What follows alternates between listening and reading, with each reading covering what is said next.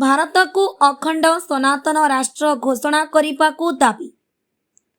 राष्ट्रीय हिंदू फ्रंट ओडिशा बौद्ध जिला शाखा पक्षर समस्त नागरिक मानक पई समान आईन प्रणयन करने आज दिन 11 घंटा समय दे प्रधानमंत्री उद्देश्य रे जिलापाल को दाबीपत्र प्रदान करा जायछि।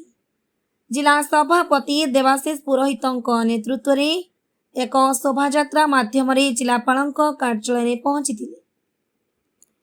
दाबी पत्र रे आम देश में बसवास करुथिबा समस्त नागरिक मानक पई समान आईन प्रणयन जाति धर्म वर्ण निर्विशेष सबु नागरिकों पई सशक्त आईन वकाफ बोर्ड को संपूर्ण उच्छेद भारत को अखंड सनातन राष्ट्र रूपे घोषणा करने अनुरोध करा जायछि।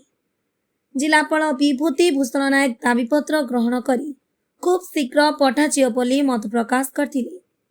प्रतिनिधि मंडली रे महिला सभापति गीताराणी पंडा, राज्य कार्यकारिणी सदस्य सूर्येन्द्र कुमार शतपथी, सिद्धेश्वर जोशी, मीनू प्रसाद मिश्र, विप्रचरण महांती, प्रताप कुमार साहू, मनोरंजन दास, गजेन्द्र साहू प्रमुख उपस्थित थिले।